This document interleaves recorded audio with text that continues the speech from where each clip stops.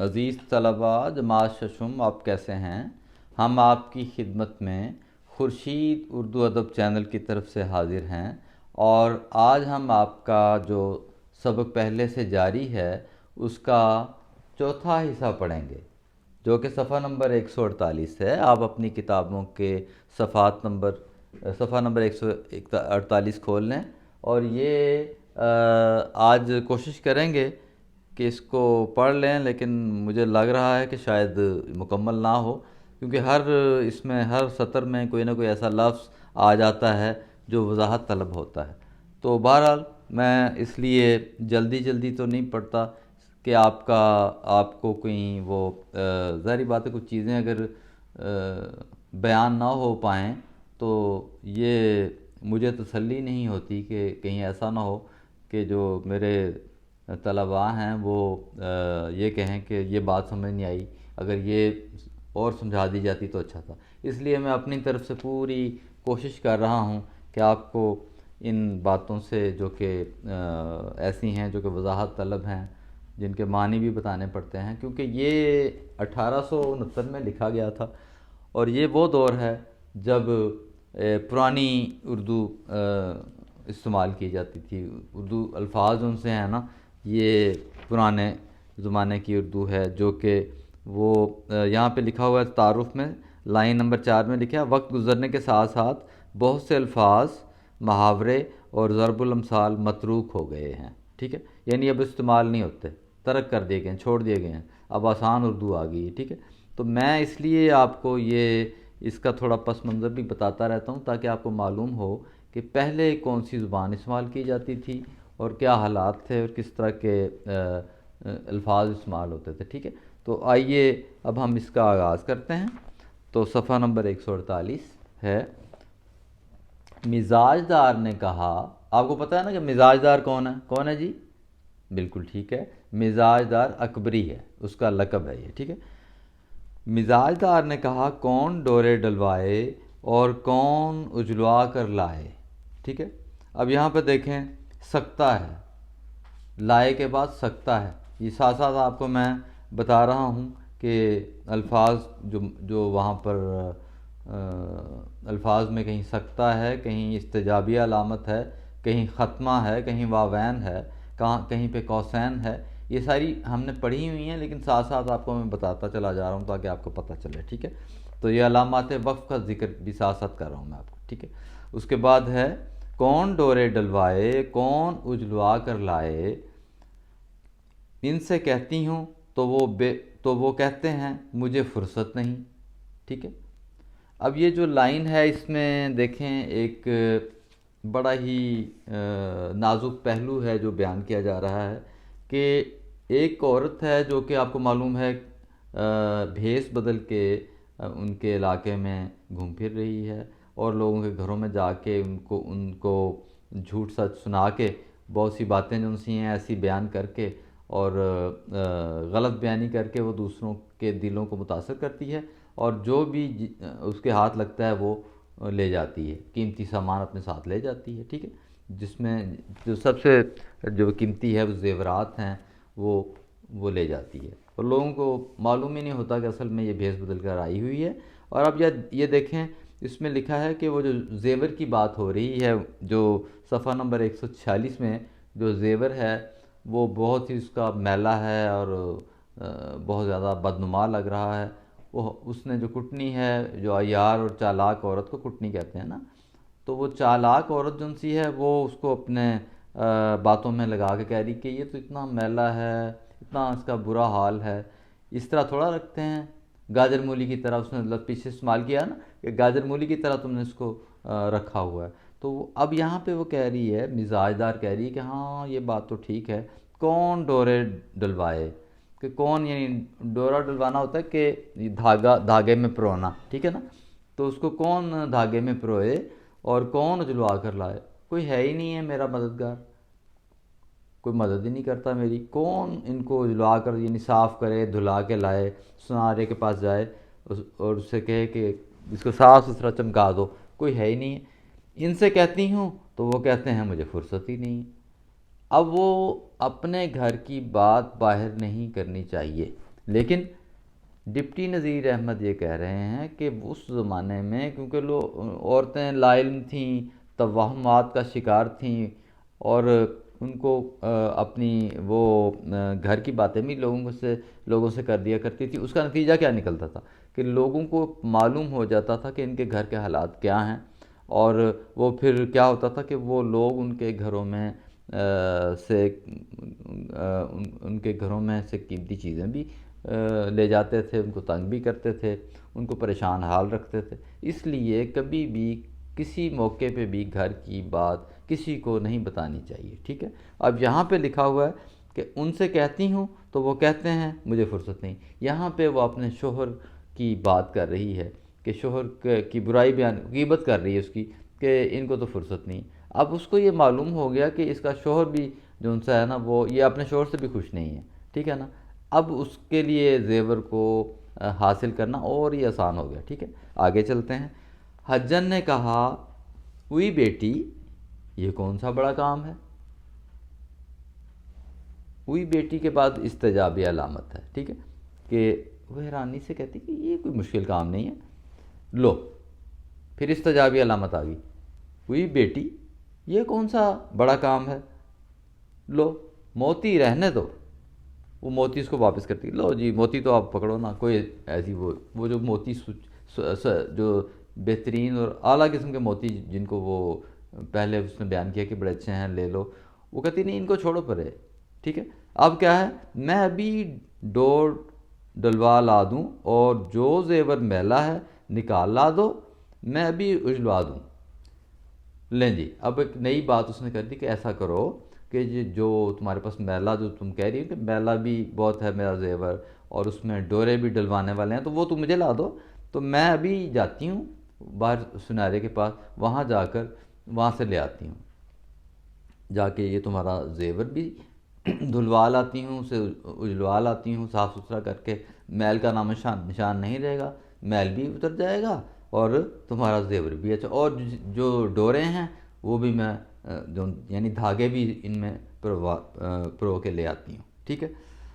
اچھا اس کے بعد وہ کہتی ہے کہ ڈپٹی نذیر احمد کہتے ہیں کہ مزاج دار نے سب زیور حوالے کیا. کتنی بڑی غلطی کر رہی ہے مزاج دار. عقل کی وہ بالکل اس کو عقل ہی نہیں ہے کہ قیمتی چیزیں کسی کو نہیں دکھانی چاہیے. اس نے کیا کیا کہ سب زیور حوالے کیا. حجن نے کہا پھر واوین آ گئے ہیں. ٹھیک ہے. زلفن کو بھی ساتھ کر دو. اب وہ نا اس کو اپنے اعتماد میں لے رہی ہے کہ یہ جو تمہاری ہمسائی کی بچی ہے نا، اس کو بھی تم میرے ساتھ ہی کر دو، یہ میرے ساتھ چلی جائے گی اور وہ سنار کے پاس بیٹھی رہے گی. ٹھیک ہے. میں پٹوے سے ڈورے ڈلوا لوں گی. مزاج دار نے کہا اچھا. یہ کہہ کر زلفن کو آواز دی. کس نے آواز دی؟ ظاہری بات ہے مزاج دار یعنی اکبری نے، جو اس کی ہمسائی تھی، اس کی بیٹی کا نام کیا تھا؟ بالکل ٹھیک ہے، زلفن کو آواز دی. کیا آواز دی؟ کہا لڑکی ذرا میرے ساتھ چل. اب یہ دیکھیں، یہ کہہ کر زلفن کو آواز دی اور پھر جب آئی، وہ آ گئی نا بچی آئی، تو حجن نے پھر اس سے مخاطب ہو کر کہا کہ لڑکی ذرا میرے ساتھ چل. ٹھیک ہے نا. اس کے بعد سکتا ہے، آپ نے دیکھا نا یہ چل کے بعد سکتا ہے. میرے ساتھ چل، سنار کی دکان پر بیٹھی رہی ہو. پھر واوین ختم ہو گئے، واوین نے یہ بات کی گئی ہے. ٹھیک ہے. اور اس کے بعد ختمہ آ گیا ہے. ٹھیک ہے. رہیو کے بعد ختمہ.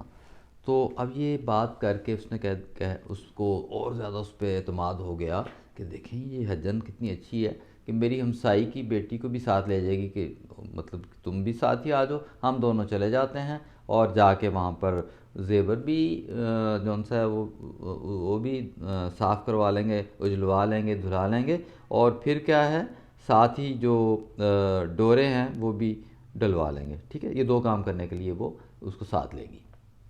اس کے بعد آگے کیا ہوا؟ حجر نے زیور لیا، زلفن ساتھ ہوئی. گلی سے باہر نکل کر حجر نے رومال کھولا. اب وہ باہر نکل گئے ہیں، گلی آ گئی ہے، اور گلی میں باہر نکل کر اس نے کیا کیا کہ حجن نے رومال کھولا اور زلفن سے کہا لاؤ اجلوانے کا الگ کر لیں اور ڈورا ڈلوانے کا الگ۔ اب اس نے ایک چال چلی، وہ بچی تھی، اس کو کیا پتہ یہ کیا کہہ رہی، کیا کرنے والی۔ اس نے کہا کہ ایسا کرتے ہیں کہ جس زیور میں ڈورے ڈلوانے ہیں اس کو الگ کر لیتے ہیں، اور جس زیور کو اجلوانا ہے یعنی اس کو دھلوانا ہے اس کو بھی الگ کر لیتے ہیں، ٹھیک ہے۔ تو حجن بولی ناک کی کیل کہاں ہے؟ اب حجن نے اس کو ایک اور دھوکہ دینے کا اس کے ذہن میں خیال آیا کہ یہ زیور کس طرح میں لے جاؤں اپنے ساتھ، لیکن تو بچی کو کیسے میں کہہ سکتی ہوں۔ اس نے کہا کہ اچھا، پھر سوچ میں پڑ گئی۔ اس نے کہا کہ پھر اس کو خیال آیا، حجن بولی ناک کی کیل کہاں ہے؟ اب ناک میں آپ کو پتہ ہے نا وہ کیل یا کوکا ڈالتے ہیں، تو وہ کہتے ہیں وہ کہاں ہے؟ زلفن نے کہا اسی میں ہوگی۔ وہ بچی تھی، اس نے کہا اسی میں ہوگی، ذرا بھر کی تو چیز ہے، یعنی چھوٹی سی چیز ہوتی ہے کیل، وہ ناک میں پہنی جاتی، تو ناک میں لگائی جاتی ہے، تو وہ کہتی کہ اسی میں ہوگی، چھوٹی ذرا بھر کی تو چیز ہے، اسی پوٹلی میں دیکھو۔ یہ چھوٹی سی جو پوٹلی ہے نا، چھوٹی سی، اس کے اندر تم دیکھو۔ تو پھر حجن آپ بولی۔ اب پھر حجن نے خود سے یہ جواب دیا اس کو کہ بات کیا ہے؟ اب میں کیا اور بات کروں، میں کوئی ایسی بات بناؤں جس سے بچی کو بھی تھوڑا سا نا اطمینان ہو جائے کہ ہاں کسی طریقے سے میں نا کوئی اور دھوکہ دینے کی کوشش کرتی ہوں۔ وہ کہتی ہے، پھر حجن بولی، پھر حجن آپ بولی اے ہے، ہاں اے ہے۔ پھر آپ نے دیکھا استجابی علامت ہے۔ پھر اس کو کچھ نا ذہن میں آیا کہ اب اس کو میں اور کیسے طریقے سے دھوکہ دے سکتی ہوں۔ اس نے کہا اے ہے پاندان کے ڈھکنے پر رکھی رہ گئی۔ اس نے کہا اچھا ہاں مجھے یاد آیا، وہ تو پاندان کے ڈھکنے پہ رکھی رہ گئی ہے۔ اری زلفن، اس کو پھر کہنے لگی اری زلفن دوڑ تو جا، یعنی دوڑ ذرا تیز سے چلو، تو گھر کی طرف جاؤ، کیا کرنا جاؤ، جلدی سے لے آ۔ اور وہ جو کیل رہ گئی ہے نا، وہ کہاں پہ رہ گئی ہے؟ وہ پان کی جون سی ہے نا، پان کھانے والا جون سا ہوتا ہے نا، اس میں پاندان، اس کے ڈھکنے پہ کہیں رہ گئی ہے، تو اب اس میں تو ہے نہیں ہے، تو تم ایسا کرو، ابھی جاؤ، دوڑی جا اور لے کے آ جا۔ اب وہ بچی تھی، اس نے کیا کیا، یہ کہنا تھا اچھا جلدی سے لے آ۔ زلفن بھاگی آئی۔ اب وہ جو بچی ہے، چھوٹی سی بچی، اس کو اتنی عقل بھی نہیں ہے کہ زیور اس کے پاس ہے، نہیں جانا چاہیے مجھے، لیکن وہ بھی اس کے کہنے میں آ گئی۔ تو زلفن بھاگی آئی اور دروازے سے چلائی، چیخی، اونچی اونچی بولتی آئی، کیا کہنے لگی، بی بی ناک کی کیل پاندان کے ڈھکن پر رہ گئی ہے، حجن نے مانگی ہے، جلدی دو۔ حجن گلی کی نکڑ پر دبیا بنیے کی دکان کے آگے بیٹھی ہوئی ہے۔ اب یہ ساری بات اس نے نا دوڑتے ایک دم آئی ہے، اور اونچی اونچی بول کے اس نے چیخ کے چلا کے کہا کہ مجھے حجن نے بھیجا ہے، وہ جون سی ناک کی کیل ہے نا، وہ پاندان کے ڈھکن پر رہ گئی ہے۔ اب یہ ساری بات اسے کر رہی ہو۔ اس کے بعد وہ کہتی کہ وہ گلی کی نکڑ پر، گلی کی نکڑ یعنی کونے پہ، وہاں پہ ایک دکان ہے نا، جو جہاں پہ وہ ایک آٹا دال بیچنے والا بیٹھتا ہے نا، جو دبیا بنیا، اس کے پاس، بنیا کہتے ہیں آٹا دال بیچنے والے کو، جو آٹا اور دال بیچتے ہیں، ٹھیک ہے، وہاں پہ وہ کھڑی ہے، تو اس نے مجھے بھیجا ہے، تو تم جا کے وہ ناک کی کیل لے آؤ، وہاں کہیں پاندان پر پڑی رہ گئی ڈھکنے کے اوپر، ٹھیک ہے۔ یہ کہنا تھا اور مزاج دار بہو کا ماتھا ٹھنکا۔ یہ بات سنی اس نے زلفن کی، تو پھر اس کا تو ماتھا ٹھنکا، اس کو شک ہو گیا کہ بات ضرور ہے کچھ، پھر اس کا ماتھا ٹھنکا۔ پھر اس نے کیا ہوا، زلفن سے کہا باولی ہوئی ہے، یعنی پاگل ہو گئی تم، کیسی کیل، میرے پاس کہیں تھی؟ اب وہ سوال پوچھ رہی ہے، میرے پاس تھی کہیں پہ؟ میرے پاس تو کیل ہے ہی نہیں، میں تو پہنتی، میں تو ناک میں وہ کیل لگاتی ہی نہیں ہوں، تو تمہیں کیا ہو گیا، تم کیسے اس کی باتوں میں آ گئی ہو؟ اس کے بعد اس نے کہا کہ تو نے دیکھی ہے کبھی دیکھی ہے میں نے لگائی ہو اپنے ناک میں؟ اری کم بخت، پھر آپ دیکھیں استجابی علامت ہے، دوڑ، اری کم بخت دوڑ، دیکھ کہیں حجن چلی نہ جائے۔ اب کیا بات ہو رہی ہے کہ وہ سارا ہنگامہ برپا ہو گیا کہ یہ تو کام بڑا خراب ہو گیا، پھر اس کا ماتھا ٹھنکا، اس کو شک پیدا ہو گیا کہ بات ضرور ہے کوئی نہ کوئی۔ زلفن الٹے پاؤں دوڑی، وہ تو فوراً دوڑتی چلی گئی اور واپس دوڑی، واپس پلٹی، حجن کو ادھر دیکھا ادھر دیکھا، کہیں پتہ نہ چلا۔